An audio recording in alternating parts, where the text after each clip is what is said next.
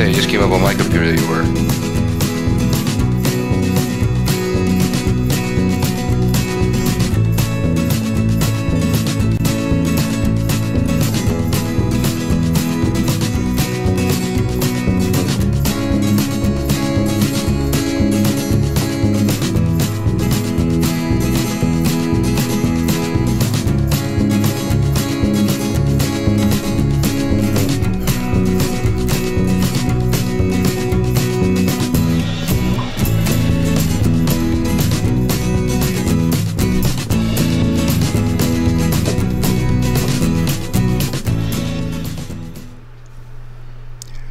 Hello everyone, welcome to the YouTube Mile Builders Thursday night general hangout. Thursday's hangouts are for the general discussion on mile railroading that we all can set a topic to discuss for the night. Thursday's hangouts are the proud sponsor of the Tuesday night presentations, the YouTube Mile Builders, eMag, and the YouTube Mile Builders live show. I want to say thanks for everybody joining in tonight's show. And here's your host for the night, Johnny Reb of Southeast Rails.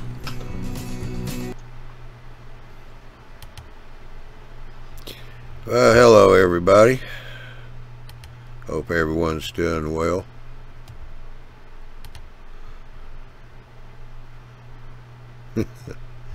A little bit of technical difficulty starting out tonight, but nothing major.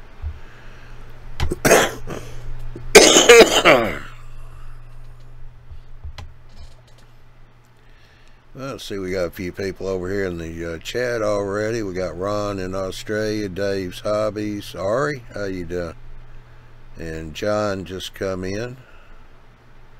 Cabana Bob's here, so Stu, how y'all doing? Let's see, we got Ron of Ron's Trains In Things. Andy stepped out, but Chris, how you doing?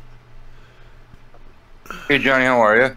Yeah, we got Ari over here playing with his little rubber chickie.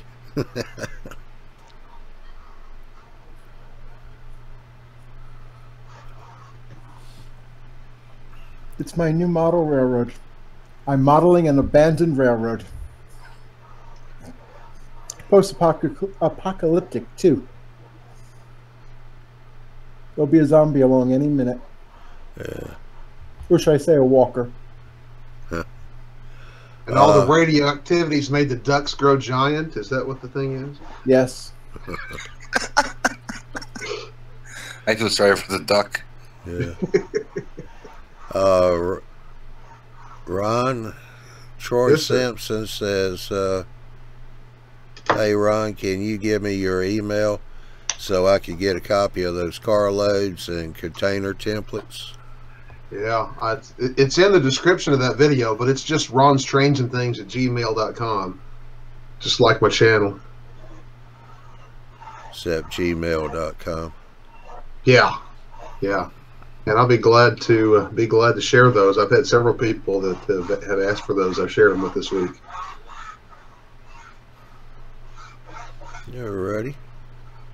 So what you doing over there, AJ? Having a nervous breakdown, I think, would be the right terminology here. I was reaching a point where I needed to, move forward with building the N-scale layout, but I really wasn't happy with how it was going because my goals have changed so much since I started building this thing last year. I've gone from doing it as block control DC to getting a DCC system. Originally it was going to be around the loop with some buildings, but the more I've listened to this group, the more I have grown toward the operations end of things. And so I don't like the idea of just a loop with no sense to it. And so after spinning my wheels for a couple of months, I finally broke down this afternoon and started ripping up the foam that was very well secured to the MDF, and I'm going to probably cut the board into pieces and use it for something, which I'm not quite sure what it's going to be yet. So you're going to do more of a cookie cutter style bench work? No, more like a single scene with staging on either end. Think British end of line terminal layouts, that sort of thing. Oh, okay. Well, Josh would be proud of you. You're not going to be a looper anymore, as he puts it.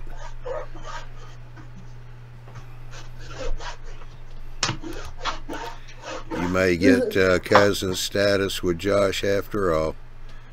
Now, there's nothing wrong with having a loop, but it's just not satisfying for what I really wanted. It's just too many compromises, and I got tired of compromising. Yeah. I'd rather have a small slice of what I eventually want than a big slice of something that's not really what I want. And I blame y'all for this. You're welcome. You can't blame me. I didn't force you to do this. You know, a loop style layout is a great place to start. And it's a great place to, to practice, all of the skills that it takes for model railroading. But after a while, you're just running trains in circles, and it gets monotonous, and that's why a lot of guys end up sticking it all in the garage and don't go back to it for years because they didn't know what to do beyond the loop. Yeah. Hey, Lloyd. Johnny. I've already been there and got the t-shirt. Why this skills? And you sound like R2D2. Much better, Andy. Much better. You went digital on us, Andy.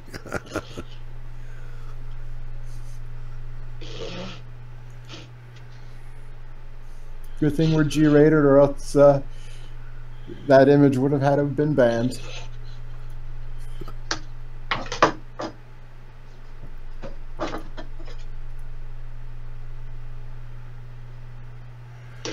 Yeah, Ron Boyd said, Chris, you just helped plant the seed in the mind, LOL. I think Chris is more than just Chris alone. There's a lot more people. He didn't act alone. He's not the lone wolf in this one. I'm never the lone wolf. What I may end up doing is doing it as a double deck with the N scale on one level and the O scale 2 rail on the other. And the what on the other? O scale 2 rail. Doing it as a double deck. Yeah, I'm getting the feedback here from somebody.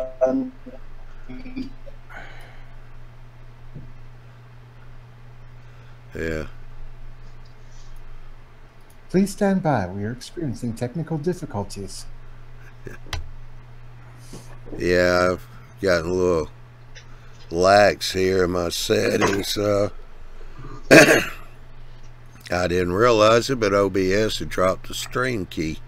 Reason why I couldn't get started on time.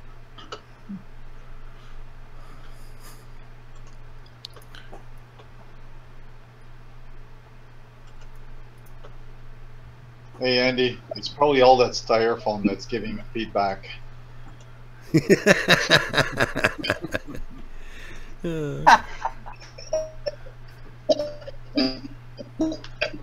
Now your audio's gone. Audio.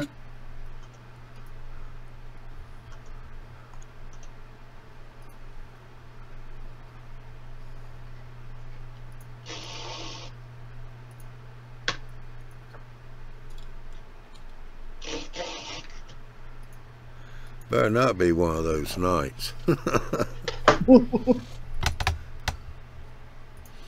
it is, blame Lloyd.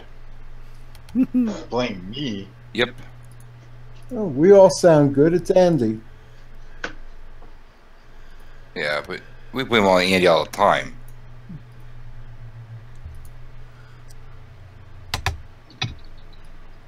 How about this? I'm a geek, so I got multiple computers. How about this one? Much Yep. better. Very Yeah. good. You sound Number almost human. Yeah, number one, almost. Don't stretch that. Number one, number one, number two. I thought you What sounded I- better than the other one, but okay. Oh yeah. What I said a minute ago is I said, based on that new information, I totally know what I've been doing wrong in this hobby. That if there is a skills requirement, I totally know what's wrong with my modeling. I totally joker my way through most of it. But you're not alone. I was trying to keep that the best kept secret around, but That's why I say there is no substitute for good experimentation, because But you know- all the information that there is on the internet and YouTube, and thank you for your awesome channel, but all the information that's out there, there's still a lot of unanswered questions. oh yeah. Well, and I said I'm trying to keep that the best kept secret, but every time I post a video, there's somebody who realizes it and lets me know. You're getting caught every time. Yeah. Usually not on YouTube, usually on some forum somewhere. You know, I get ripped apart about every week, but you know. Well, that's what Facebook is for, right? Well, I don't get much I don't get much viewership on Facebook, but Train Board and a couple of those places where I have shared some videos and have some people that share them. I get there'll be somebody who'll tear me apart on about everything. So, you know, there's somebody there who'll complain no matter what you do. Oh yeah, the internet brings down a certain side of people. Right. Yeah, I saw your post, Ron. You're new to the other forum. There's a new forum new. you're in. Which one? I'm new to a couple of them, actually. I can't remember. You posted about those loads there for the wood. Yeah. Um, That didn't narrow it down very much. unless you posted it in a lot of forums. Well, I got about 4 that I post almost everything in. Train Board and Inscale.net, and then Okay, sorry, it's called the Model Railroad Forums. Model Railroad Forums. Yeah, okay. Yeah, that's the one I'm newest to. Yeah, In fact, there for 2 years now. I only found it because it's on my. I've got Tap Talk on my phone because that's how I access Train Board, and it connects to Tap Talk. So I do too. I like Tap Talk better than trying to use the web browser on my phone. oh yeah, It's way better. There's one thing I realized though. It's when you're getting involved with forums, it takes a lot of time to get an answer. While when you come to this place here, where we've got hangouts really every single night, we get the answers right away. Right, that's true. Yeah. That's Now, the great stuff. not to be a rivet counter like some of you guys, but this place has a name of YouTube Model Builders. Rivet cutters, I hate people like that. Now, Andy, hate's a very strong word. Dislike. Yeah, okay. So He's a big rivet counter, but he uses styrofoam. We have an anti-bullying policy here. good job, thank you. Even if it is self-loathing. Self-loathing. That's too many weird syllables together. Well, and you're talking about the subject of forums, and of course, as somebody with a YouTube channel who's trying to, you know, just get information about his channel out there somewhere, I got some good advice from somebody when I started this thing. It wasn't even a model railroader. It said if you're going to post on forums, to be taken seriously, you got to be a member of the forum. I mean, you got to participate in the forum. In fact, they said something along the lines of, you know, try to post at least 3 times for every video that you put up somewhere, and you know, be a member of the community. And I try to take that seriously, but I discovered pretty quickly it takes a lot of time. And it does, and believe me, it doesn't work. Because it doesn't work. I'm about to get to the point, and my posting my videos on forums really helped me to get my channel off the ground. But I'm about to the point where the views that I get from the views I get for the forums are getting to be such low numbers as opposed to what I just get off of suggested videos on YouTube. I'm about to cut way back on even using them. I mean, you can use the forums, but I'm sure, and I don't want to turn this into a social media or a YouTube channel building conversation. Right. No, I understand. But the best way for you to use the forums, but use Facebook, Twitter, Instagram, places like that to get your name out there. Mhm. Because you could fire a post, write a post up, copy, paste it to the other ones, and just share it, the same post throughout multiple social media sites, and go from there. Hang on. Ron, we're getting the feedback from you. Oh, is it all mine? Yeah, so I'll tell you what, I'll refresh it here to see what happens. Yeah.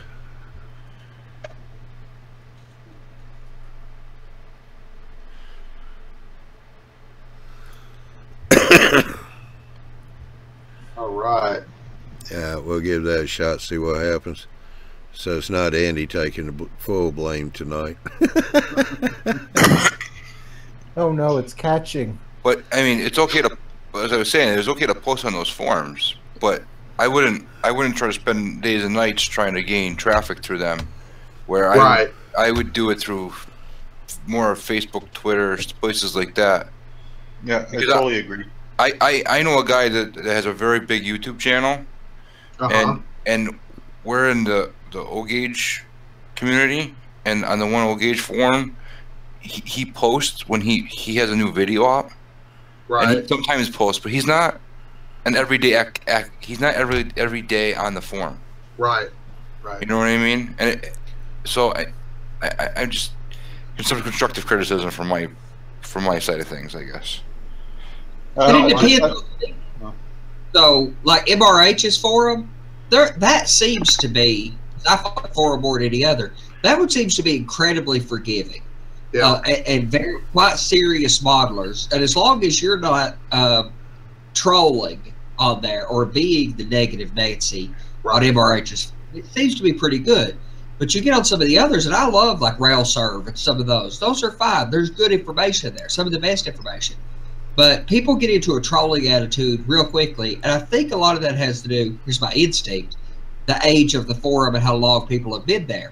If they've been on that forum for a decade, they feel entitled to share their very strong opinion with you sometimes. Ron, like Chris was saying, my experience with that site, I would post updates and get close to 1,000 views or 1,500 views, but only 2 posts. But if I did it, I would post the same thing in Facebook or my blog, and I would get much more views there, or comments, sorry, much more comments. So yeah, so what Andy was saying about the MR Model Railroad Hobbyist, I believe as a free member you can start a blog over there.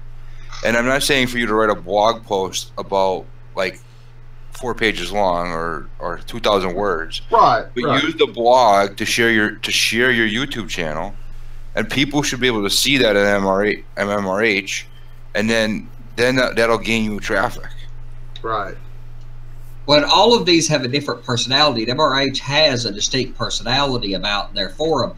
And what they like you to do is to post a fairly small intro to what's going on. Start the conversation. You know, the hi, how are you business of the conversation. And then immediately post right after with all of your pictures and everything. That way, when you're on page 7, you don't have this big old long lead in to that conversation. The big conversation is, so if you were going to post a video, post it. People do that. We post, sometimes members of our community post our stuff over there. Some I've seen Josh do it. A few other people have. I've commented a lot to people that I haven't posted. I've activated the blog of mine on there and haven't posted anything. And the sad thing is, I'm a model railroader that takes a lot of pictures and some videos of my stuff. And I'm a web developer professionally, and I don't have a blog for my railroad. I post very little about railroad.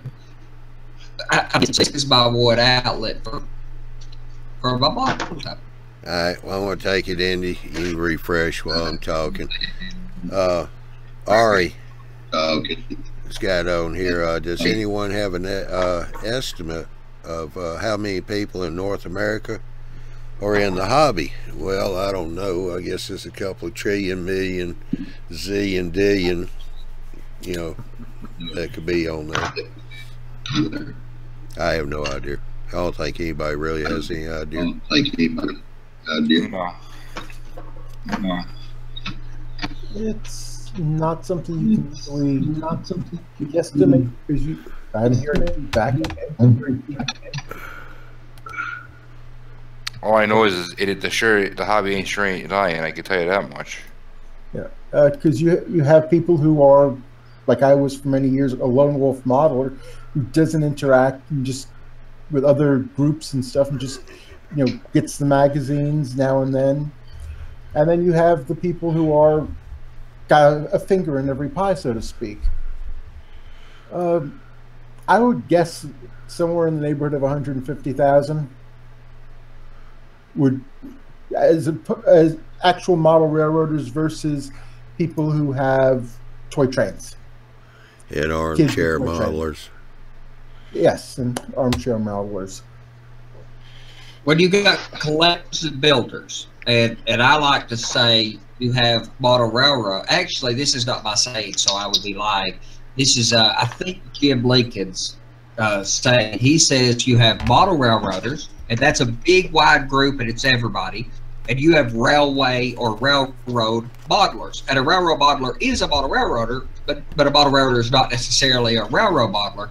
So a model railroader could be anybody that's into it, that buys the magazines, that collects, that has a layout with a grass mat, some easy track put on it.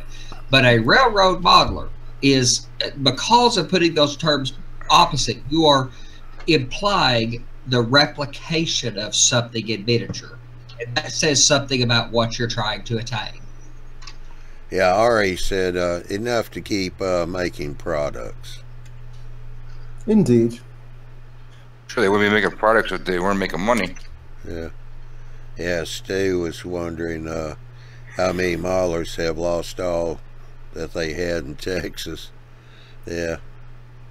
I imagine a few of them did. Mm. Yeah, insurance. We've had this conversation about various other people before. You've really got to jump through a lot of hoops to go out of your way to make sure what we spend on our hobby is.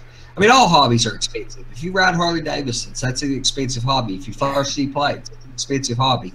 Most hobbies, maybe not all, but most hobbies I know of, are, cost some amount of money, and they require special provisions in your insurance to protect yourself. Normally, not always, depends on your insurance, but it's good to check and make sure. Just as good advice to anybody who happens to watch. You really need to do the research and call your agent and check that out, because you don't want to find out on the other side of Hurricane Harvey that your insurance wasn't hardly up to snuff. And good afternoon, Marty. He just popped in. Does he have a sandwich? I don't know. He's in the chat. I can't see him. Yeah. Not that time of day. Hey, chat.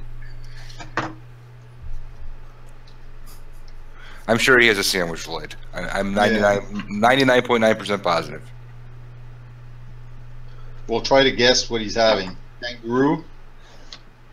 Pastrami and cheese.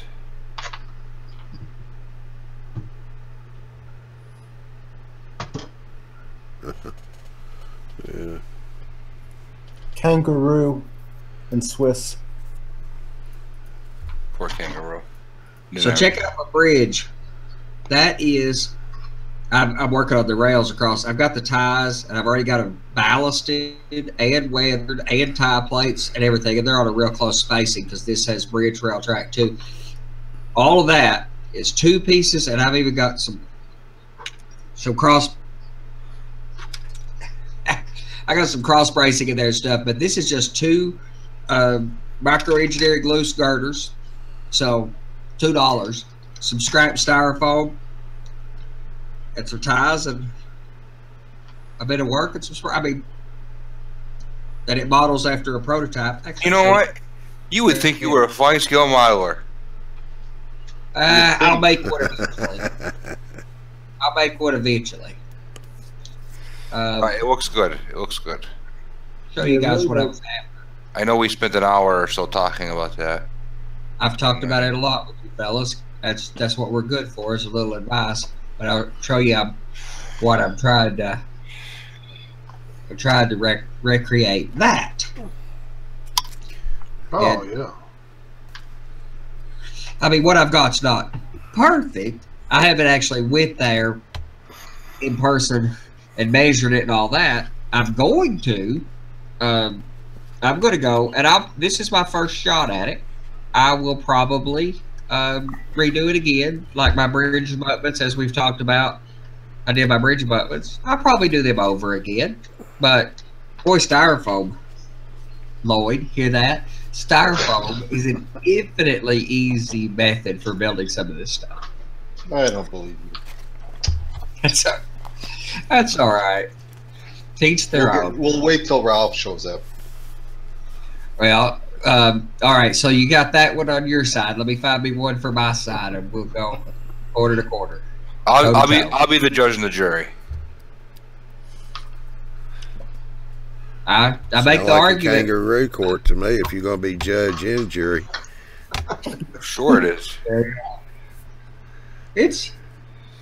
It's debatable. A lot of people like to say there's no right way or no wrong way, and I don't love that expression.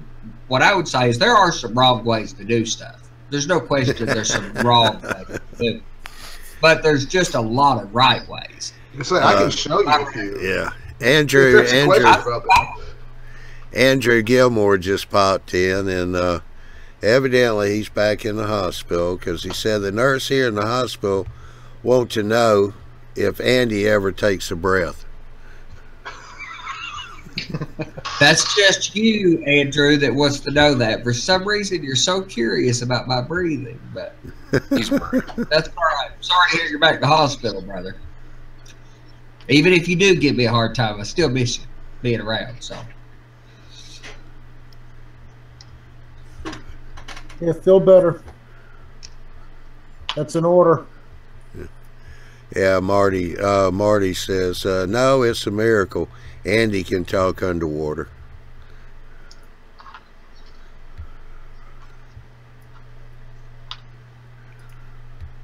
I've seen it. I'll have to do a clinic on that, or so. We'll have to do some lessons on it. Remember, I'm from Kentucky. We talk slow. Can you imagine if I was a New Yorker? You know, I'm an old band guy, and they say that bassoonists have to learn how to breathe in through their nose and out through their mouth at the same time. And I'm pretty sure some people can do that while they're talking. I normally have a lot of stuff. I have to get out a lot of stuff real fast, and I normally have to think and work real fast. So my normal tempo is kind of high. Yeah, Andrew. Life. So I do that all day. I have a hard time coming home and just slowing down. That's one reason I love this hobby, is that it tries to let me do the slowing down part. Yeah, Andrew says he's just having a checkup. Oh, good. Good. Well, fingers crossed for the good results, brother. Mm-hmm.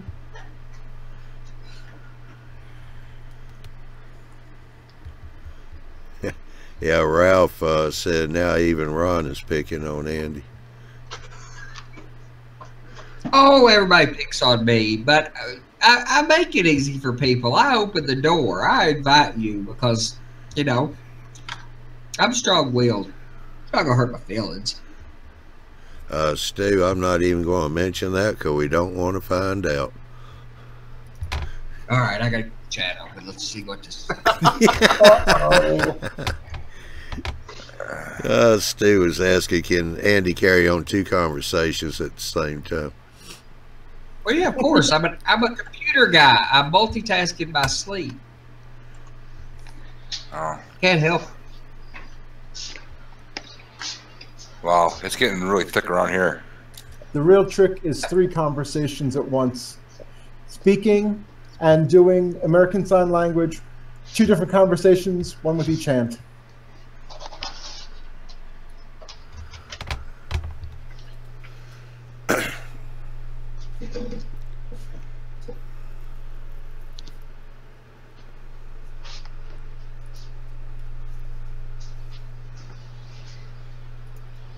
Yeah, Stu said he used to be able to do that, but he can't anymore.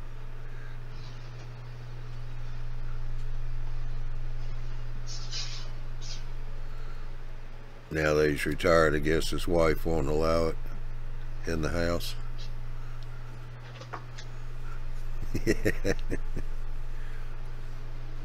It's all about the, like I said, it's about tempo. When you, you know, when you get used to running 1,000,000 miles a minute, and tried to do 3 things and tell other people what to do 2 other times, it's just natural to do that. That's why I do things. A lot of people ask me about my modeling. How in the world do you take all that time and put all those time plates on, or all those hours to build a tree? I do it on purpose, looking for something. When I got back into this hobby a few years ago, I was looking for something that forced me to slow down and to spend some time on something, because most of my life I don't have the time to spend any serious amount of time doing anything.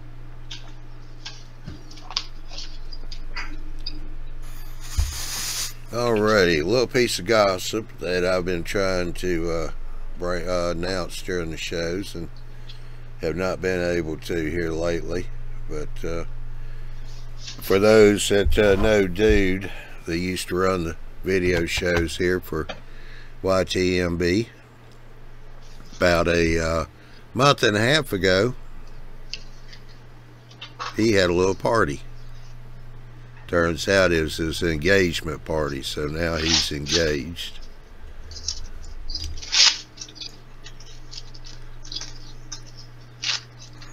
Well, congrats to Dude. That's awesome. Yeah. Once he gets married, then he'll have to be paying a psychiatrist for the wife. Yeah, I'm happy for him. I feel sorry for her, but I'm happy for him. Yeah, Dude's a good fellow. Yes, sir. He's a great fellow. He does pretty good when he's awake, too.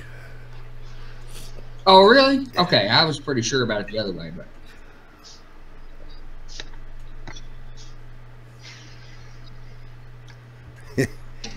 Andrew said lunch is here. I think the hospital is trying to starve me to death.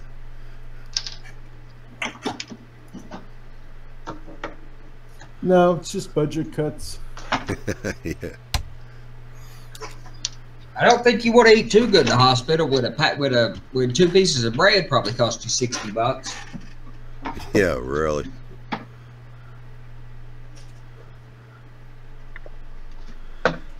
Alright, this is something we've talked about before. I'm going to do a screen share here, because one of our own posted this. Let me see what. Oh, don't want to do that yet.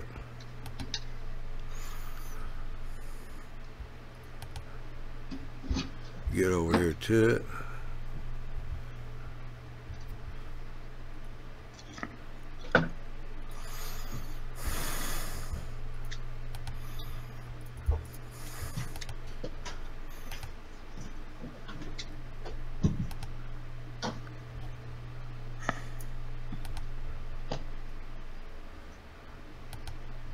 Alright, y'all see G Plus page? Yeah. Screen sharing that. Yep. No. Yes. No. You have up your YouTube. Huh? YouTube. What are you looking at? Because if you're looking at the YouTube channel, yeah, it's a 40-second delay. Oh.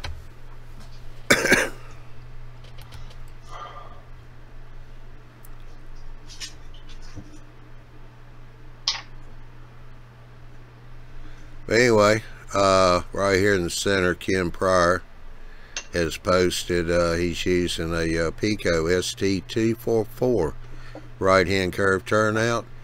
I'm having a problem with derailing over the frog, but only when coming from the diverging side out onto the main, says C-Pick. It really makes a clunk sound as something goes over it. So my rolling stock has no problem, but I have an old Athearn GB38-2 that frequently derails in that situation. Wonder if anyone had experience with this or any advice. He's gotten a few comments on it, one about the cookie cutter flanges, because I know some people have said that you have to go in and file out the frog right down there in the bottom in the groove to make it deeper so the flange isn't riding up. He also got suggestions to check the gauge on the engine too, the wheel gauge. That's my first thought too. Yeah, because it's going kaplunk. So what I would do is get down close and look at and see if when it's coming in there, is it dropping or picking? If it's picking or kind of like jumping, then that's a different problem, and it has to do with alignment, or it's picking it up, and more than likely alignment or gauge causes a problem. If it's dropping down, then that it's a different type of alignment as well. If it comes into the frog and then picks up some, then filing the frog out solves that problem some. But that's a real picky point, because that wheel tread has to bridge the gap as it goes across the point of the frog and over to the guard of the frog. And a lot of times, some of those, the guard is actually too wide. So, like when I build my turnouts from scratch, so I like the guard rails to be a lot closer. And actually making them wider causes problems. It can't do the physics it needs. So sometimes you have to go in there and add a little bit of material to bring that guard over closer, or move the guard. If it's like a lot of turnouts, that guard is separated.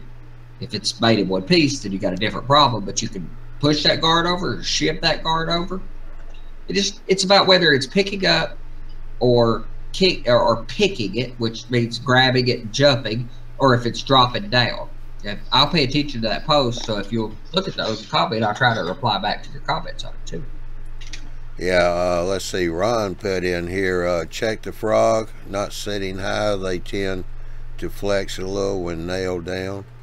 And Ralph put in here, if the guard rail is too tight for the old wheel. Yeah, and that's the biggest thing.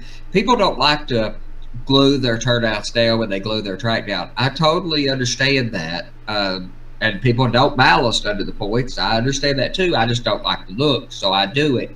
Although I have seen the trick of putting black electrical tape under the turnout and packing the ballast in, so you can keep from gluing it.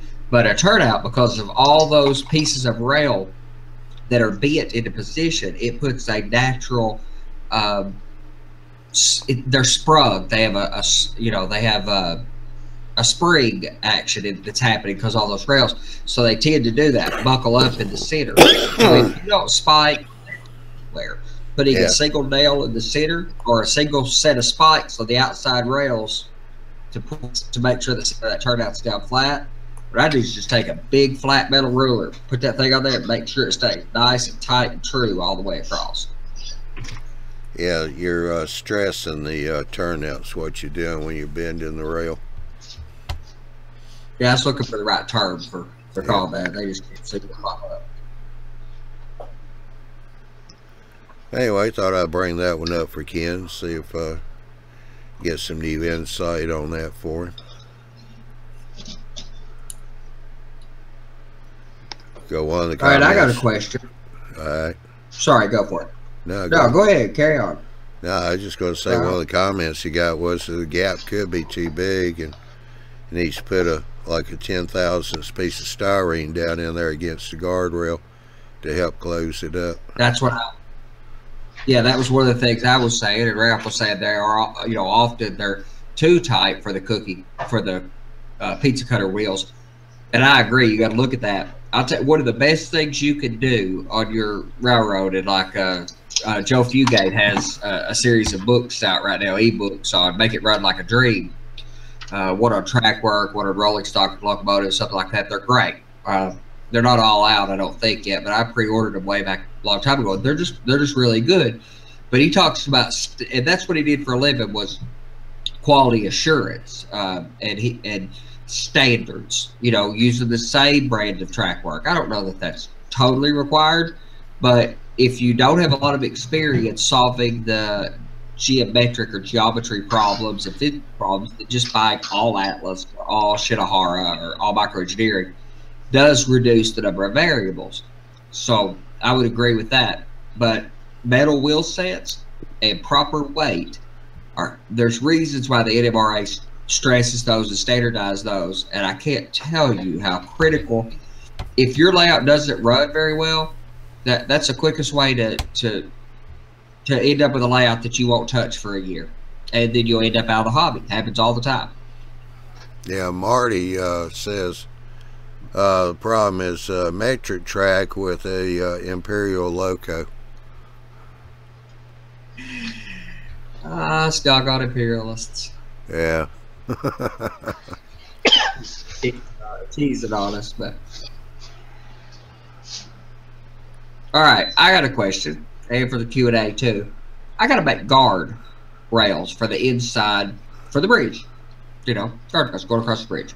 And on my prototype, not on all, but on my prototype, when they bring the rails together, they point them together. They're pointed together. They weld them, file them, and weld them together. So I'm going to do the same thing. So, two things. When I bring them up and bend them in and file them and solder them together like that, should I cut one of them over here, put an insulating gap in? Or the whole arrangement will be dead, but does anybody think it would be necessary to make sure that one side is insulated from the other? No, because you don't have power going to it, no way.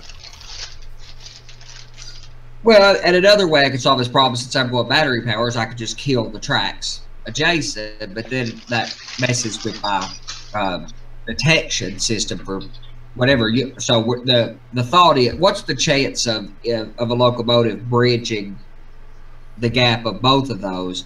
If you had a derailment, it could get across that and possibly short, but that's what circuit breakers are for. Yeah, because I mean, otherwise that track don't have any power to it at all anyway. So I've never seen anybody put an insulator in there. I was curious about that, because you see, like microengineering or Walthers, which is actually Shinohara, it's dead, but they make it and they come up and make it to a point, but that point's plastic, and it's all painted and rusted anyway. And I've been playing with some various methods for doing that.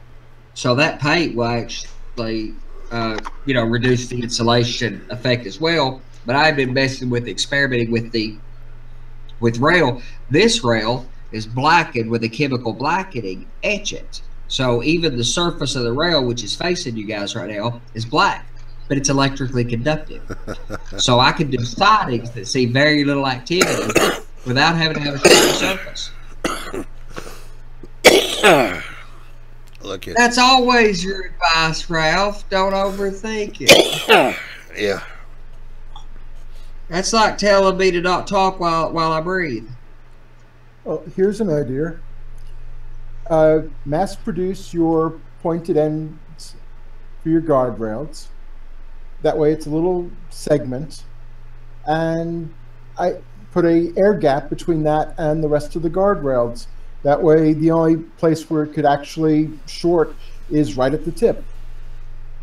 Well, that's what I thought about doing. So my gaps out on the railroad, I cut them with I had it laid here, maybe I'll find it in a second, but I've got a jeweler saw, which cuts it incredibly, like a 10,000ths or something, whatever it is, a thousandths or something, whatever the gap, whatever you would call that. It's a pretty fine gap. 10,000. What's that? 10,000. 10,000. That's what I call it. Yeah, I knew it's a really small gap, and I use acetate.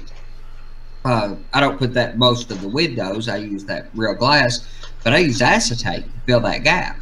So I put a little small square of acetate tape down in there, then glue it in, and then cut it out of there because I need to maintain electrical contact. You can't see them. Heck, I don't know how you'd find it if you had to. They're so. All right, catch you later. Here you are, Ralph. It's metal. So when I get a chance to see you here soon, maybe we can talk. I got to talk about the weathering I got to do to it, but I found a good metal paint. So. Jerry, hey, I'm late. Let's start over. LOL. Okay, let's start over. Do over. Hit the do over button. Hello, fellas. That's the reason why we record these. Jerry can do his own do-over.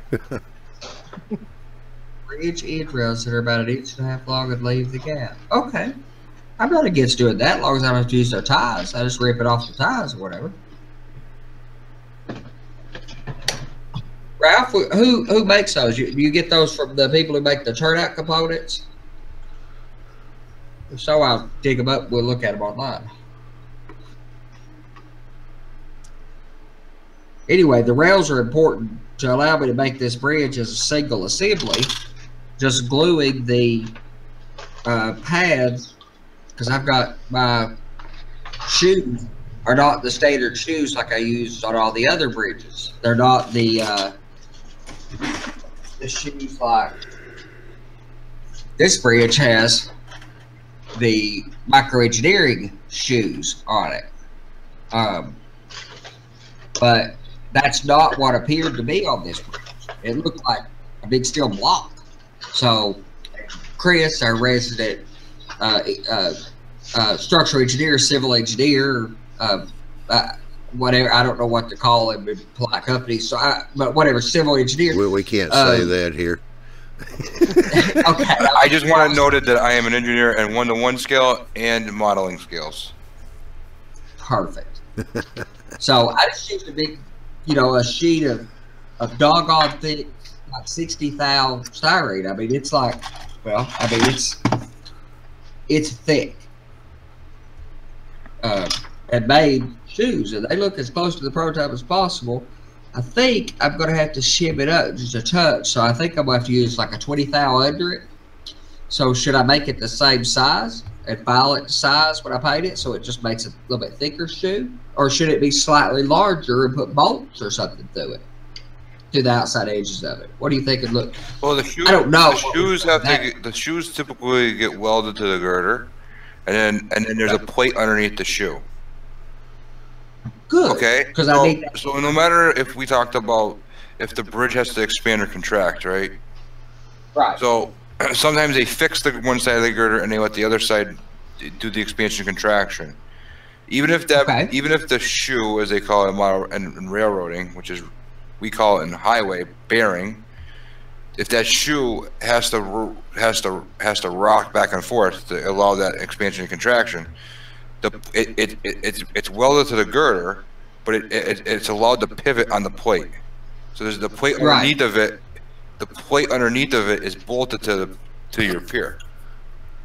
Yeah, my other shoes have that and have that bolt detail, but these don't. So I've got and they don't look like any of the other bridge shoes or bearings that I have close-up pictures of. So, and 2 points is I don't know what was really there. I would. If I can make it whatever is matches civil engineering terms. So I would take the styrene and make a plate out of it, and then take the who makes the bolts? The Grant Line. Grant Line, and then put those bolt details in there, and rush the all living mighty out of it, and you're golden. So you got a shoe. So it should stick out a little further than the end of that, and the bolt should go through that subplate. Your shoe's along the center line of the girder. He's talking about the base plate. Oh yes, the base plate does stick out, right? Yeah, I got the shoe centered. I can't. But the base plate was, well. So the shoe is centered on the girder. Okay. and then I could stick the shoe or stick that plate out just enough that NBW, nut bolt washer casting detail, has a little room around it, so it just sticks out. 30,000, 40,000, so whatever, something. Cool, awesome, thank you. No problem. I'll send you the bill in the mail. Well, I ain't paid you the last one yet, but I ain't hardly ready to file bankruptcy on you, so you're probably all right. That Andy adds 20 extra pieces to the bridge. Don't worry, I'll get my money out of you one way or another. All right, brother. So we tried to endless route for help on that one too, but No, I'm talking about modeling. I'll use your opinion for something. yeah, we're normally pretty good about that. I got to put a lot of nut bolt washer detail on this thing, or at least I think I do. What you could do is on your girders is take styrene again and put it on there like they had to repair the girder or put a plate on the girder because there was a hole in the web or something. Like that's they're the details you're looking for, because this stuff, like I said, this stuff is under the elements, and the elements tend to deteriorate it. You're not going to rip the whole bridge out because you have a little hole someplace. So what we do is come in, we put a cover plate on it, and we tend to bolt it because you don't want the guy out there welding it because it costs too much to weld.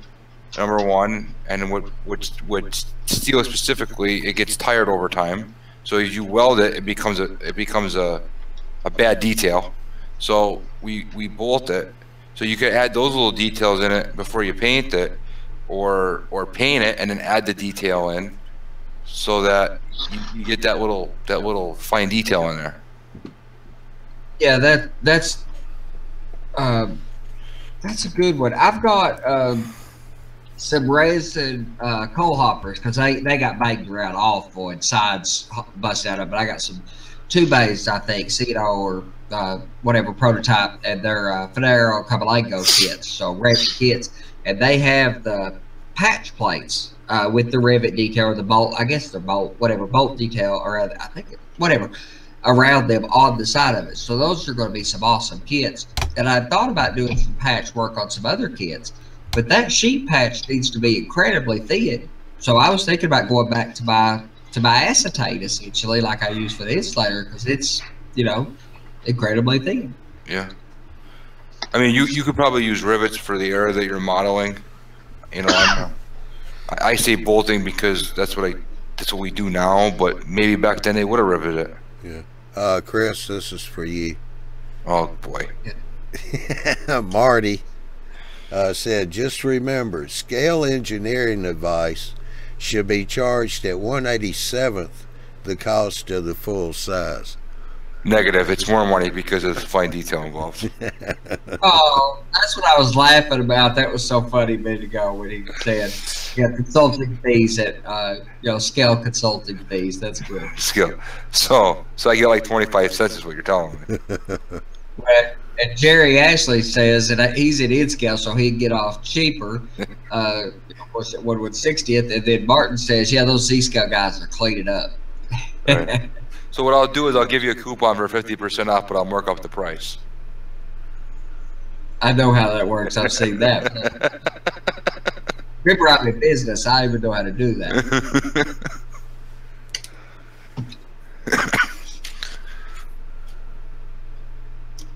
I gotta get my guardrails on there because the actual rails are pretty important to actually hold the bridge, so I can make it in one piece. The rails are one of the pieces that'll.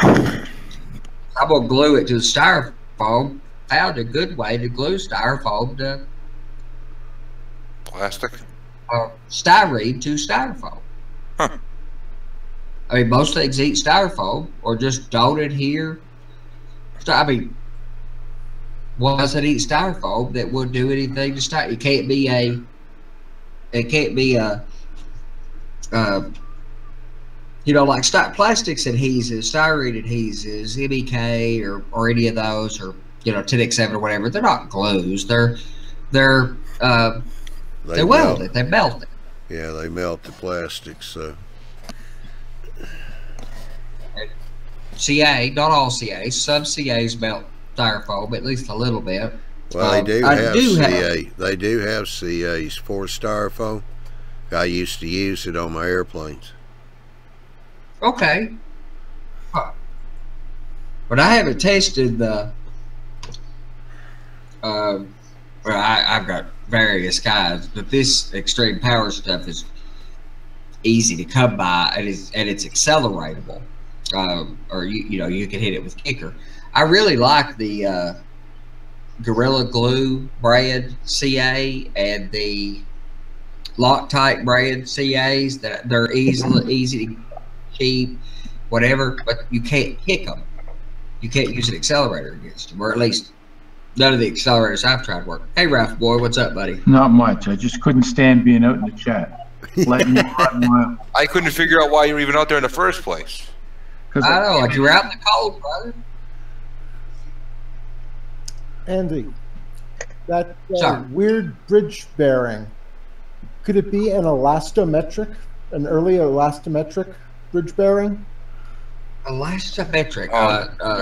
We're going to Google this first. He means oh geez, no, it's slipped out of my head. No, they would use metal bearings back then. Elastomeric is more of a modern bearing. Well, this bridge was built in 1912. Yeah, so they would have used a metal bearing. You'd be lucky. That's like. Yeah, it's not rubber, but yeah, it's very similar. Sure. Looks like. I'll give you that one. Well, it was built in 1912, but could have been rebuilt at some point due to. Well, he's modeling the 50s though. Elastomeric bearings weren't used in the 50s. Yeah. Oh, I don't know. It's been rebuilt, and the picture that I showed you guys a minute ago is a modern, relatively modern picture of the bridge. I'm actually modeling and working off from the old I have in a hardbound book, but those are reasonably low resolution. They're small pictures, so so I use the big pictures to get an idea. And they're in I don't have them in color; they're black and white. So that Ralph will still be my friend. Of course, it has to be weathered. Obviously, I wouldn't do it without weathering it anyway. But it doesn't have to be weathered. I'm okay with people not weathering things. It's okay. It would have to be weathered for my own reasons, brother. I'm just bringing you out of the cold, man. Get you in on this stuff. Okay. Real quick, I'm going to interrupt here because I got a question for Ron over here. And that's from a Ralph Greenwood. He said, are those lumber loads you're working on? They are indeed. I made a video last week about making lumber loads for center beam flat cars, and I had one car left that didn't have a load, and so while making the video I made a load for one side. So tonight I'm trying to balance the load by making one for the other side, and I think I've got it about done. Partial load, like so. I don't know if that'll focus or not, but you get the idea there. Hang on, let me get you up here. Where all right, let's stick it back up there. There it is. Yeah. I don't know which is which. I made one side the other day for the video, and I made the other side tonight. So now I can actually run the thing. I need to go watch that video and get caught up, but what are you using for the guts of it? Did you print your own label wraps and wrap them? Printed my own. I made my own label wraps in Microsoft Publisher. I actually went and got pictures off the internet of actual lumber loads on center beam flat cars and pulled the labeling off of that. So now in N-scale you don't see it much, but if you were doing in an HO, you get the wrinkles in the shroud and the whole kit and caboodle. It looks really nice. And then put them together in a file, kind of offset the loads a little bit, like it would be, shifted on the car itself, and just use some black striping to make the banding detail on there. The inside is just a piece of balsa wood. It's like 1/4 inch by 1 inch balsa wood that I cut down to size. And I've got some full loads, and then I've got several. You got to have some partial ones just to make it look interesting. So what'd you use for the bandings? I've seen people use like pinstripe and stuff, but to me, when I look at it, it's like I've seen them in person somewhere, and they look fine in pictures, but seeing them in person, it's like that a slightly fuzzy edge. I mean, just really up close. But what'd you use? Oh, you're talking about the banding on the stacks of lumber themselves. Yeah, can you? I just printed it. That banding is always steel, so I just printed it right on the shroud itself. And in scale it looks great. I don't know what it would look like in a larger scale, but the one thing I haven't done, and somebody was asking me today, and that is about the tie downs that would hold it in place on the center beam itself. And I haven't done any of those on any of mine yet. I saw somebody in HO do those with Easy Line a while back, and I was thinking about trying it, but I haven't done it yet. It looked really nice. And their suggestion was that it would work pretty well in N-scale, but I don't know. Something like that, it's hard to get it fine enough to look right in N-scale. Well, just tell them you're not CSX, so you don't have to worry about them falling off. There you go. Get some Easy Line. You can get it in fine thickness. Yeah, that's what I have seen suggested, and again, what I've seen looks really good. I just haven't tried it yet. Have you used the Easy Line for anything yet? Have you bought it to do like power lines or anything? I've done some fencing with it. I have some. I've just not tried it for this application yet. It's spectacular. I tend to do things that, I don't, always do things the cheapest way or whatever, but I do enjoy a good budget approach to something. And I knew I wanted something better than we used to use sewing thread, and it was awful. It was awful. It blows around something fierce, and it breaks easy, and it's fuzzy, which is the worst part. Humidity gets it. But that Easy Line, while not being the cheapest thing out there, that's kind of a no-brainer because it's amazing how stretchable and it stretches, and yet it doesn't put a lot of tension on things. I used it to make some barbed wire fence, and I was really concerned that stretching it was going to pull my posts together, and it really didn't. I was amazed at how well it worked for that. Yeah, Stu's got a comment here. I've been looking at the loads here in West Virginia, and they are also including a type of pillow in the loads of drywall stacks on those types of cars now. They said to protect and keep the loads from shifting. Like on the ends, or? I don't know. He didn't say. I'm curious what that means. I gotta go try to Google that. The way they ship drywall, it's sitting on top of bands of drywall right. I knew that. Yeah. So maybe that's what he's talking about. Yeah. I used to hang drywall for a living.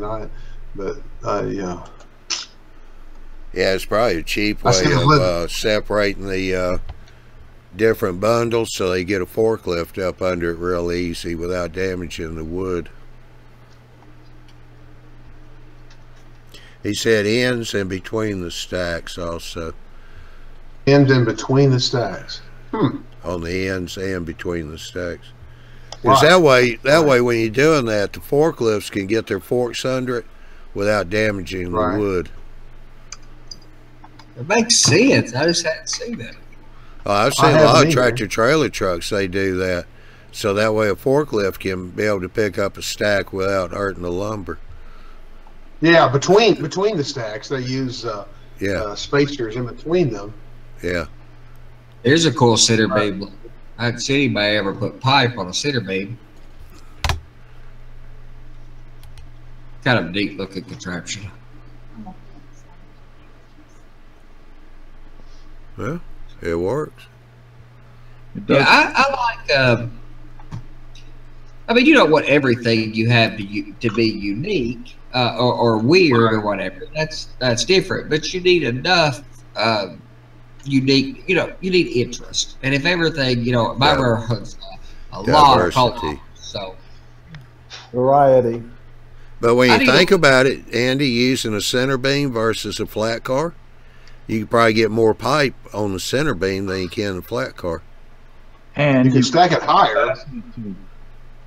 Yeah, what, Ralph? You've got something to fasten it to. Yeah. It seems like probably easier to unload too than having them all stacked up like that. You know, it's on a flat car. Of course, they didn't have center beams back in my era. No. I may do some pipe loads. Somebody was showing us some corrugated pipe, a way to make corrugated pipe with a spring. I think maybe wrapping aluminum foil around a spring and No. burnishing it. If you take a bolt, the size that you want your, say, a culvert or whatever, Yeah. the pipe, and you wrap aluminum foil over it, a couple of layers of aluminum foil, and then you unscrew the bolt from it, and you've got the bolt pattern embossed in it. I like that idea. In my case, in 1950, if I needed any much corrugated pipe, it would have been around, but it would have been fairly new. So while most of the pipes I have so far put in, I've used straws and I painted them like iron. I've just painted them with camo paint and or the dark camo paint, and rusted them pretty good because they were smooth iron pipes. But I think corrugated piping would have been around in 50. So even though it's not installed, it make good pipe loads. And I think they'd be in Gotland. There's a ton of stuff like that on Shapeways. Yeah, it's already pre-done.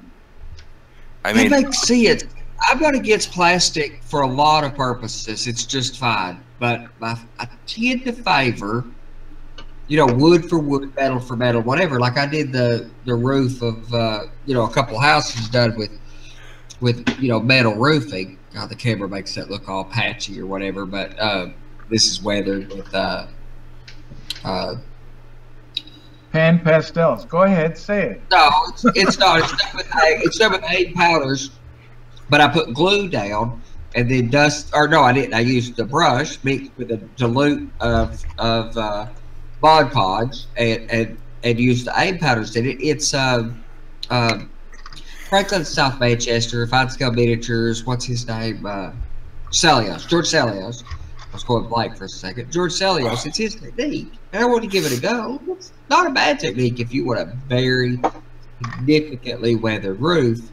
Whereas the one I did on the Fine Scale show is using an etchant.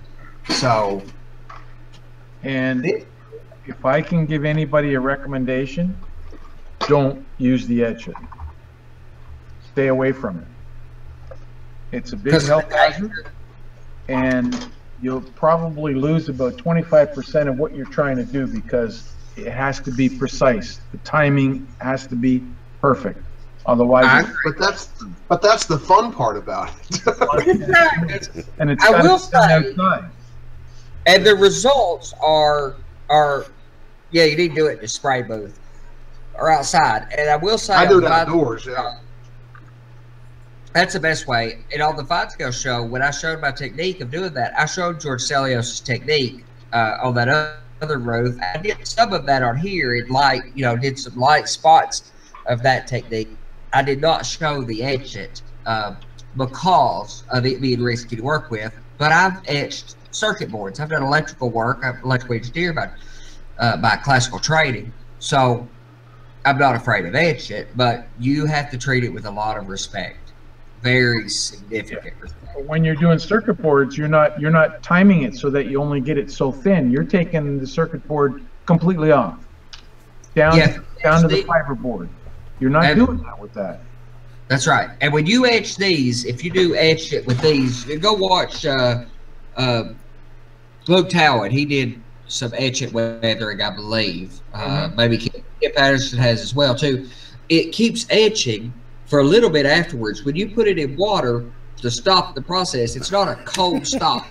There's a delay in that action. So you need to figure out that, and it's quick.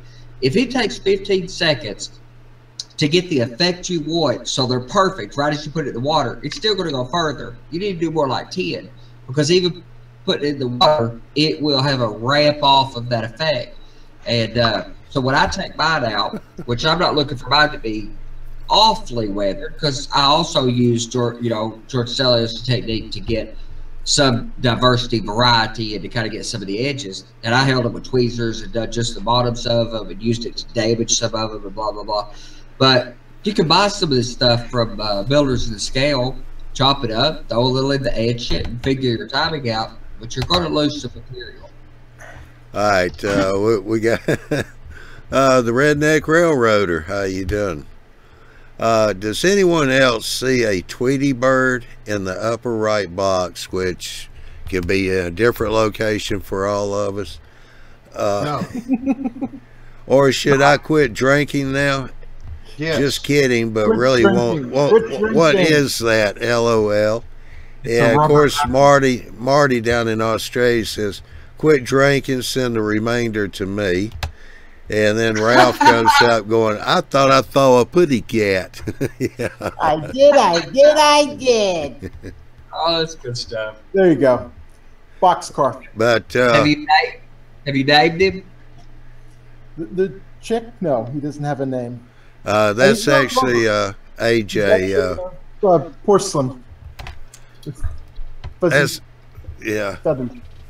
That's just AJ being funny. He likes to kid around, so since he's tearing up his railroad to redo it, he figured he'd just put a duck up there on the table. I thought I had a name of Hot Chick. Are you tearing it up, AJ? Is that what you're doing? You weren't around when I was talking about it. What I had there was the product of a large number of compromises, and it was starting to get to me from thanks to y'all and listening to everything that I've heard and learned. I've heard it, but I wasn't listening to you guys. I'm finally listening to you guys, and so I'm stripping down what was on the large board. I'm going to go with something smaller that I can actually get into and finish without driving myself insane, hopefully. Insane. So what do you think about? What size do you consider smaller? And more the reason I ask is I've had this conversation going with I'll think in just a second, but a conversation recently about size, and he said, bought a railroader called my 15 by 15 a mid-size layout, and I definitely think a 15 by 15 layout is a pretty small railroad if you want an operational railroad. So what's your idea of smaller, or I like to use the word achievable, building a model railroad that's achievable? Well, the space I have available for it is roughly 10 feet long by 2 feet deep. And there's it can be an L-shaped space, but it has to be on wheels so that I can move it away and get access to the closet. So you go build it in two sections that could be so that you can move it, or you go build a single solo 10 by 2 unit? Probably something along the lines of either a 30 by 50 or 30 by 48 or 24 by 48, 2 sections, and then maybe a third section that can wrap around the corner and head toward the kitchen with a staging yard, and then another section. I'm still up in the air as to what I'm actually going to do, but the board that I had just had to go. Let's bring the camera back and a better view of the area. Cool. So, well, I didn't figure you had tore it out with some kind of plan, so I know you think this stuff. So. No, it's just the compromises were getting to me, and I needed to do something. So I have that wall back there where the picture is. That's a little bit over 8 feet, probably like 8 feet 4 inches long to the hall back to the bedroom and kitchen. And then I need about 40 inches, I think, to clear the whole corner and into the closet door. And then I have about another 7 feet or so where I currently have that thing built. Yeah. Yeah, I love the O2 routes. So this is your in-scale project that we're actually talking about for this size. Boy, you actually have it quite a bit if you L-shape it around there. That's for an in-scale layout. That's you know. And if I like double deck everything, then I can have the N scale down the bottom and then a narrow 2-rail O scale on top, or O scale on one side and HO on the other. And yeah, as you can see, I'm moderately insane. I would put the, if you're going to do that, put the O scale on bottom where you got better support. Have the N scale on top so you don't have that much support up under it. True. Jerry Ashley said, I figure my 5x8 is rather small. I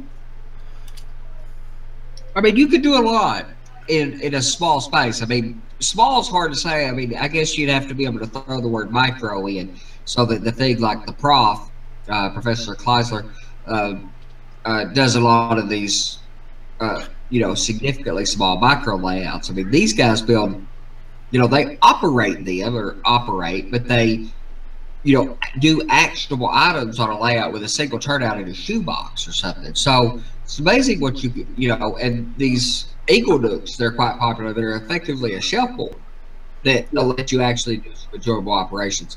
So in a space that's, even a 5x8, if you have a good plan, and it's not just a loop of track, but you spend a little time, don't spend your whole life just planning it. You got to build something, but a little planning, you can build something very, very enjoyable and give you a lot of years of enjoyable operations and building and modeling on a 5x8. True.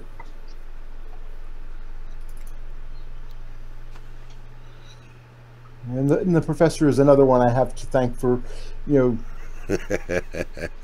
yeah, his micro layouts have been very inspirational. Yep, I'd agree completely. I mean, he's made me think about, that the micro layouts does what's got me.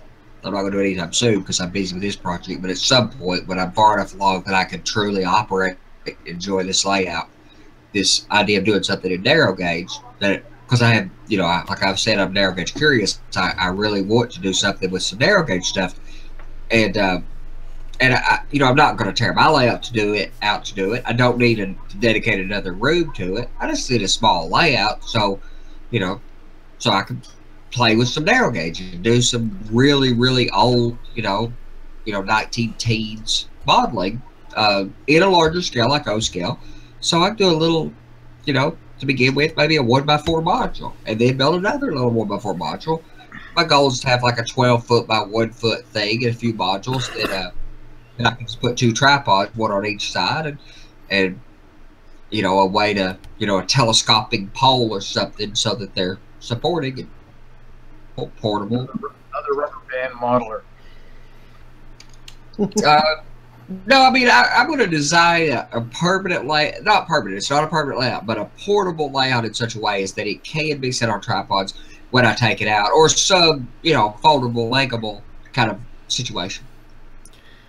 All right, since AJ was talking about his and the space he has in his apartment, Stu's comment was not as small as no railroad in my house, LOL. So I guess that was his wife speaking. Then Jerry said, I understand completely, Stu. Finally got mine started. Of course, I have a one-track mind. And the Redneck Railroader, ours is in what used to be our dining room. Don't let Angie hear that one. I claim the master bedroom, but yeah, she ain't overrated. Absolutely. Who does that? Who sits down at the dining room? It's rare. I can eat stand up over the kitchen sink. That's right, but you can't model railroad without a spot to do it in. So that's right.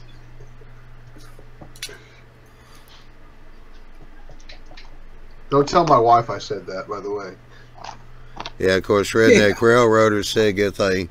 My wife loves mile railroading, so that's probably the reason why he got the dining room. Yeah, my wife hates it. I wish I. So I don't know. I'm surprised I was able to pull it off.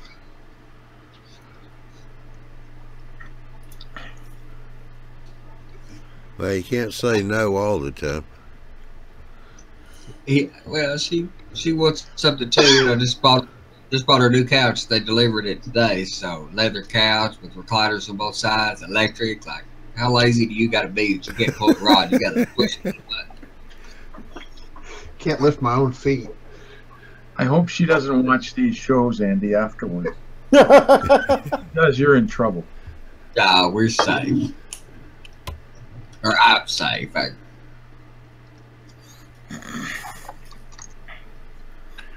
Did you get that, Angie? Well, I thought I was safe, but of course I got friends who maybe message him on Facebook later trying to get me in trouble for the comedy of it. Just for the sheer comedy of it, that's all. Yes, sir. Marty's got a question for you, Andy. He said, Andy, do you use the hot shoe or the quarter screw to attach your tripods to the layout? And has anyone come in the train room and undone the height adjustment? Yeah, my wife. Well, I don't normally use tripods except for in testing arrangement. But if I do this arrangement with my portable arrangement, I would have to use the hot shoe because you couldn't thread them in with the 5/4. And I've got big long wireless antennas. That where I got the idea from is I've got wireless antennas and I mounted them into the hot shoe so I could lock. You know, I could set the tripod up, lock them in, and point a Yagi Oda wireless antenna some distance. And then when I started setting this up, I just wasn't sure. Like this is set on tripods right now. I don't know. I have to stand and look at it. And since I did, my plan changed a lot. If I just designed this on paper, it would not have been the plan that I have here in front of that is up there right now.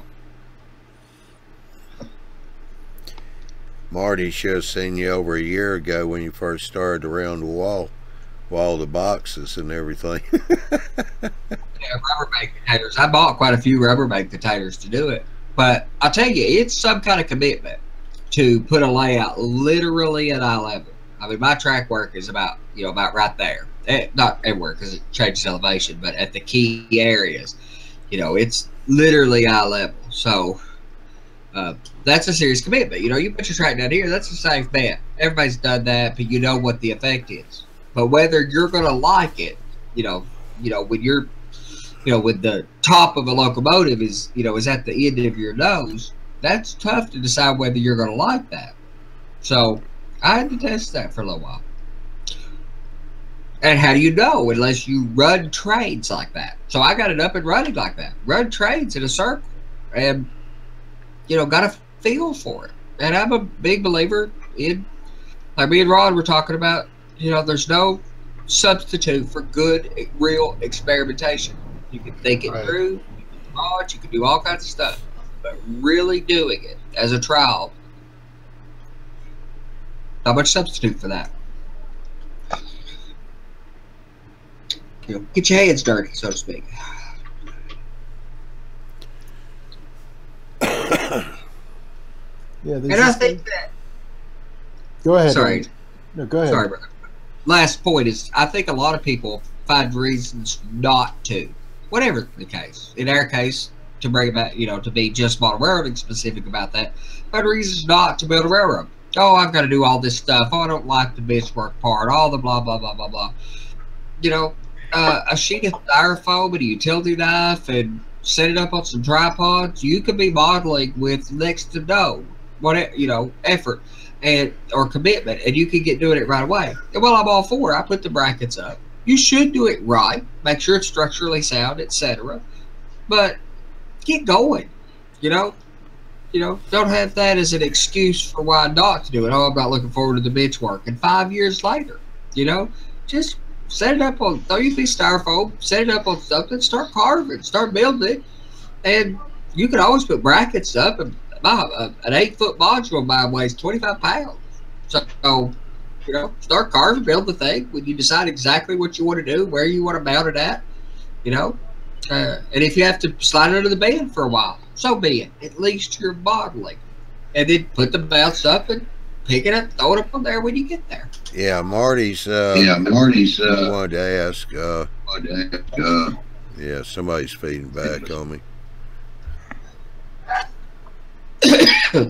But anyway, Marty's question is, where'd it go? Oh, what's your preferred brand of tripod? And can you use mini tripods for end scale? LOL.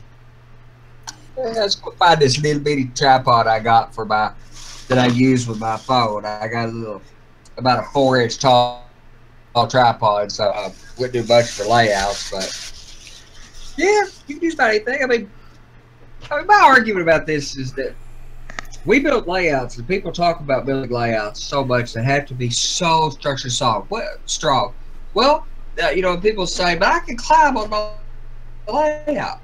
Okay, I have no reason whatsoever to climb on my layout. None. Even getting up there on top of it, it's right up, you know, it's 2.5 foot away from the ceiling. I mean, and if you could climb on your layout, great. But once you put scenery and trees and track and all that stuff, are you really going to seriously get up there and climb around on the top of that layout? No, unlikely. And my layout with a full train on it weighs 40 pounds. So. Yeah, let's see, I think Stu said something about building a building dedicated to his toys. Redneck Railroader said, I did that, Stu, and filled it up with cars and motorcycles. I want to go back to Annie's point about experimenting, because like you said, there's so many people that we come up with so many reasons why, you know, we don't get started, and why they don't build a layout and such, and sometimes just getting something small to play with, you may find something that you love that you had no idea. That's how I got into N-scale. You know, when I really got into model railroading, I was young enough, we moved quite a bit, and it just wasn't practical. I collected a bunch of HO stuff and planned to model an HO just because everybody modeled an HO. And I got tired of getting nowhere, so I just decided I'm going to go get some N-scale stuff to play with. And I built a little 4x4 layout just to experiment casting rocks and building trees, and fell in love with it, you know, and ultimately ended up selling all my HO stuff and stayed with N-scale. But I was so glad I did that. It was just rewarding. And if I had waited until I could build the layout that I wanted to build, I would have probably been another decade before I ever got that done. So yeah, I mean, if you want to get involved in a hobby, you know, there's absolutely nothing wrong with finding something small, someplace where you can just hone those skills and do something and have fun with it. And you would have had a huge collection of HO scale equipment when you got there, not realizing that N-scale was the fit for you. So getting started earlier, even if it's a small temporary effect, or this thing that, you know, the chainsaw layout that you know you're going to dispose of the layout and scavenge the equipment, buildings and stuff, but you're not just collecting stuff. You're undervaluing the education and information gathering part that you get from actually building anything. Right. Well, and I think sometimes we get in this idea of, you know, until I can build it perfectly the way I want it, I can't do anything. Well, the only way you get to be, you know, to the point where you're building things that look the way you want them is by messing a whole lot of stuff up along the way. I mean, if you think you're going to start into the hobby and, you know, and be a fine scale modeler off the bat, that's not going to happen. You gotta develop some skills, and the only way to develop skills, like anything else, is to practice. You just got to get in there and do it. And You know, I've had people ask, well, you know, how did you figure out how to do, you know, this particular thing? Well, I figured out how to do it because I screwed it up about 50 times until I finally figured out how to do it right. Yeah, so and I can still show them to you because I never throw anything away. That's what they say. The difference in an expert and an amateur is that an expert has already made the mistakes that you're going to make as an amateur. That's the difference. Right. Yeah, there's some things you can learn from a book, and there are some things you have to learn hands-on. Yep.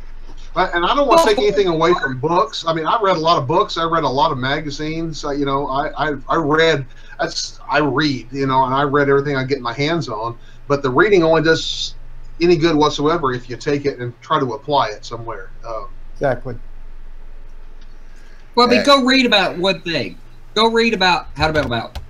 You know, in modeling, you'll find 100 techniques for how to do it, and right. Not all. You know, and many of those techniques are perfect. Will give you as equally the same results. Like I love my styrofoam and scenery goop, latex scenery goop versus plaster, but I think the end results are effectively the same with the correct, you know, craftsmanship applied and the experience of knowing what to do. You get just as good mountains with either effect. Which one do you prefer to use? Skill set do you want to hone? How do you know which one? And you can read about it all you want. None of those books are going to tell you your preference or the one that your aptitude works the best with. That's by getting your hands dirty. Well, actually, Ron, those are not mistakes when you do that. Those are just ways that you didn't want to do it. There you go. The 10,000 ways to not build a light bulb, Edison. Yeah. Andy, I'm going to take you back to your bridge end rails. Oh yeah. Okay. Good. Walters. Okay. 9488886, code 83. And those, so I could rip that off the off those. You could do whatever you want with it. And buy just the end pieces. Not okay. Walters.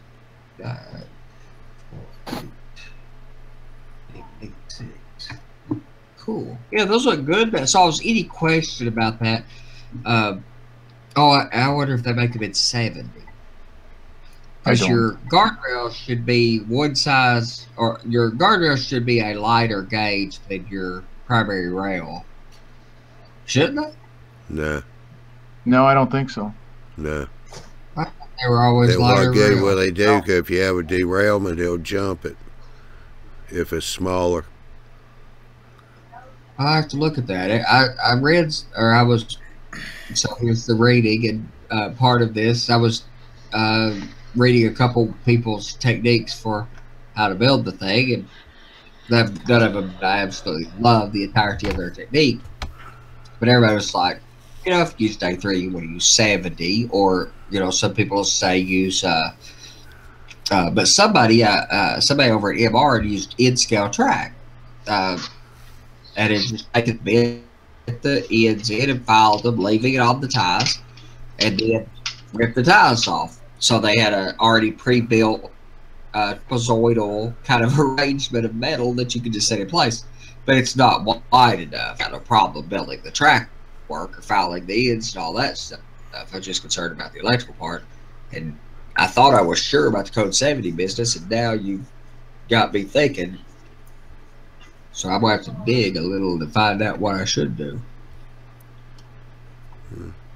Well, at least you got an idea of what it looks like and what you can do. You could, instead of soldering the two pieces together, epoxy them together. That way you get your gap separation, and then you can paint it. Okay, so put the insulation in the, you know, in this point. Right in the point. Well, it's sure a lot easier to hide than, I don't care what you do with a gap. You can hide them. There's no problem with hiding gaps. You can't find the electrical gaps on mine. But the reason you can't find them is because there's a little gap cut in the top of my rail every scale 39 feet. So it's not that you can't see it, it's that it blends in with something else. If you take a straight piece of rail, chop it, you're going to see that. There's going to be alignment that's going to happen.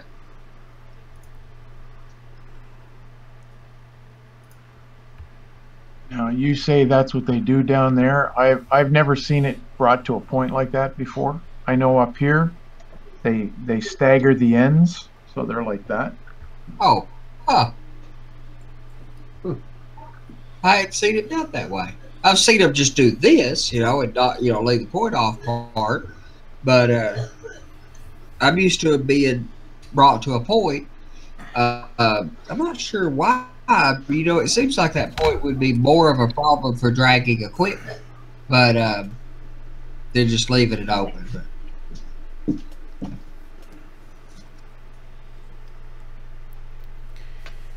And then a lot of times what they'll do as well is they'll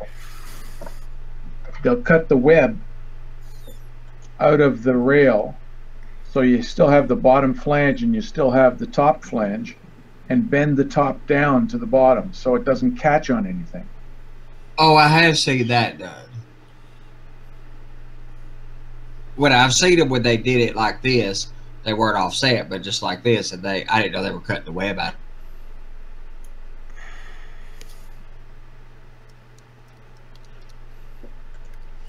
And he's gone off into Never Never Land. Yeah, he lost his internet. Yeah, it'll pop up in a minute. Go figure, the IT guy. Yep, there he goes. He'll be back in a second.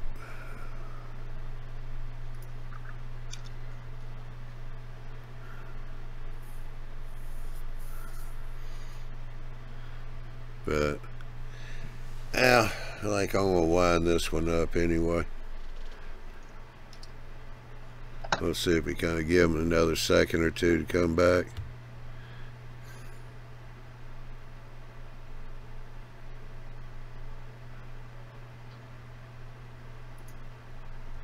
Doesn't even drop them on.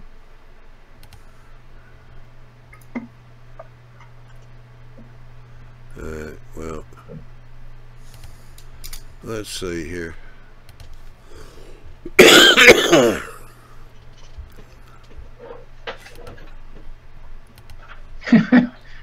Jerry Ashley writes a note. Heavy talk about guardrail when Andy got the point.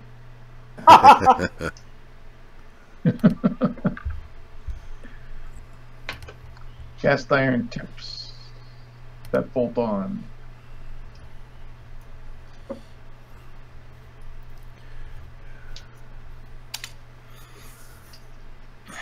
All right, you see my screen share?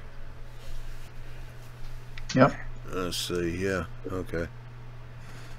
I just want to let these guys know, if you're looking on G Plus page or the main page, community page, you'll see posts like this here from Mark Donovan. It says G Plus Hangout post. This one's for today or tonight. So if you're looking to try and get into the chat, look for these kind of posts here. You'll see where it gives a link where it says peer.in/YouTube Model Builders. All you do is click on that.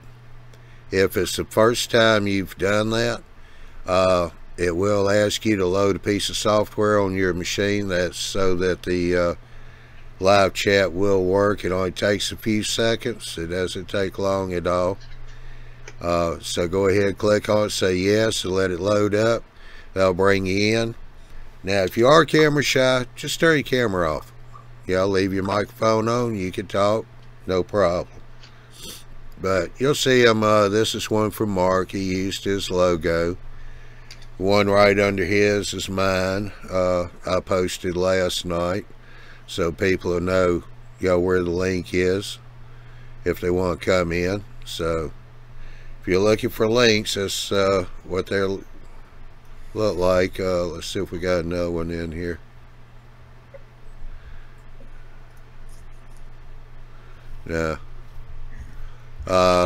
couple of people just put a post-it note, like Chris Rude over here on the far left on mine. He did one Monday night, just, you know, said Monday night evening chat. He gives the link there. It's always the same link, so once you've come in once, just bookmark it. That way you can just hit the bookmark and it'll bring you straight on into the live chat. I just wanted to show everybody what the postings look like and where to go to find them.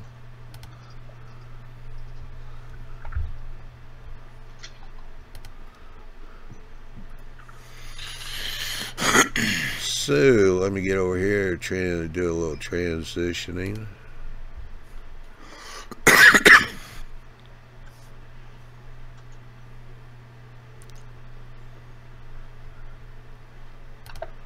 Alrighty, so just want to say go to YouTubeModelBuilders.com. There you can find the schedules for the live shows that we do on Tuesday and Wednesdays. Those are at 8 o'clock Central, 9 o'clock Eastern Time. Then we have the Thursday show and the once a month Saturday show. And those are done at 9 o'clock Central, 10 o'clock Eastern Time. And we've got tomorrow's the start of a new month. So am I on the right month here? Yes, I am. So next week on Wednesday we got the Arduino workshop, and then September the 12th will be the Fine Scale show, and September 26th will be Build Track Planner, and our once a month show will be on September the 16th. We've also got a new show that's going to start up this month. We want to see how that works out.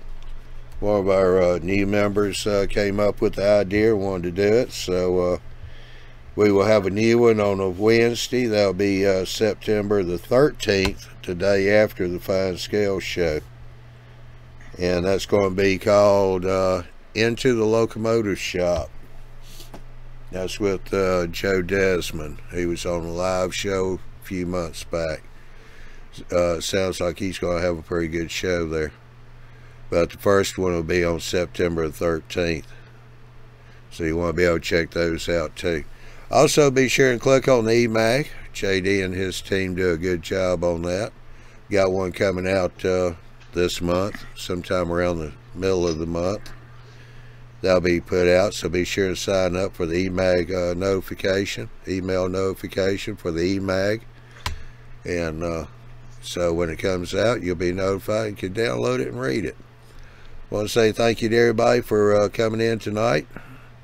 Enjoyed the show. I want to thank everybody on the panel. Had some good topics we talked about tonight. Ralph, Ron, Chris, AJ, Lloyd over there feverishly working, putting lights into his building. Andy, appreciate you being here. So y'all have a good one. We'll see you September the 6th for the Arduino workshop. Y'all have a good weekend. Bye.